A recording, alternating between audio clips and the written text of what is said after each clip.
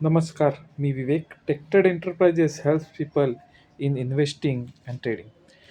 तर आजचा विषय असा सांगायचा की बेसिकली मोस्ट ऑफ द जे काही ट्रेडर्स आहेत, 95 टू 98% ट्रेडर जे आहेत, त्यांचं असं कॅल्क्युलेशन आहे की समजा 20 दिवस असतील, तर त्यातले ते 10 दिवस ते 15 दिवस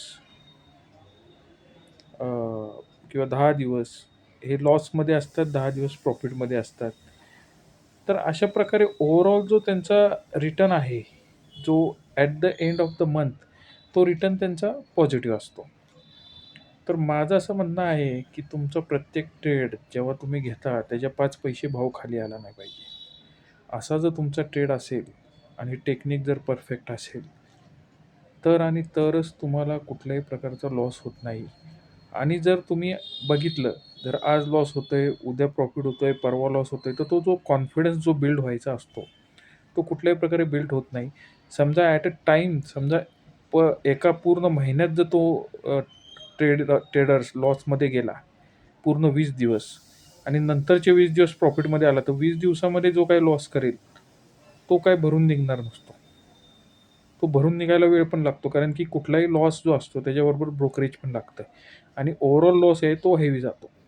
ॲक्चुअली झरोदाने पण हे सांगितलेलं आहे, की जे काही प्रॉफिटेबल ट्रेडर आहेत त्यापैकी 100 पैकी 90 ट्रेडर लॉसमध्ये आहेत, म्हणजे 10च ट्रेडर प्लसमध्ये आहेत. त्यातले 5 ट्रेडर जे आहेत त्यांचा जो काही ट्रेडरचा टर्नओव्हर आहे, ते जे चार्जेस आहेत ते मोर दॅन त्यांचे प्रॉफिट आहे. त्यामुळे ते पण लॉसमध्येच आहेत. ते काही प्रॉफिट कमवत नाहीत. मग राहिले 5% तर हे जे 5% ट्रेडर आहेत तेच असे आहेत, की जे ओव्हरऑल प्रॉफिटमध्ये आहेत. अपार्ट फ्रॉम दी जे काही चार्जेस आहेत, ब्रोकरेज चार्जेस, जे काही टॅक्सेस आहेत ते आणि इतर सगळे पकडून. तर प्रत्येक ट्रेड जर तुमचा प्रॉफिटमध्ये असेल, भले ते ट्रेड कमी आले तरी चालतील. जरी कमी ट्रेड आले, समजा जर 20 ट्रेडिंग डेज आहेत, त्यापैकी तुमचे 10 दिवस जे काही लॉसेसचे आहेत, ते ट्रेडच नाही आले आणि 10च दिवस ट्रेड आले आणि ते प्रॉफिटचेच आले, तर तुम्ही सक्सेसफुलच असाल. त्यामुळं एक तर पहिली गोष्ट अशी पाहिजे, की ट्रेड कमी आले तरी चालतील, कारण की we are treating as a business. बिझनेसमध्ये जे काही रिटर्न आहेत, ते ओव्हरऑल रिटर्न आपण बघतो तेव्हा जे काही बिझनेसचे रिटर्न आहेत, ते 5% पर मंथ ह्याच्यावर कुठल्याही बिझनेसचं रिटर्न नाही आहे.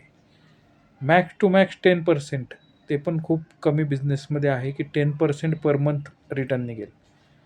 मोस्ट ऑफ द बिझनेसमध्ये 3 टू 5% हा बिझनेस रिटर्नचा रेशो आहे. तर सांगायचं तात्पर्य असं, की कुठलाही ट्रेड तुम्ही घेताल, तर तो प्रॉफिटमध्येच एक्झिट व्हायला पाहिजे. कुठलाही ट्रेड लॉसमध्ये एक्झिट झाला नाही पाहिजे. भले तुम्ही ट्रेड कमी करा. जे प्रोफेशनल ट्रेडर आहेत, ते खूप कमी ट्रेड करतात, परंतु ते सगळे ट्रेड प्रॉफिटमध्ये त्यांचे क्लोज होतात.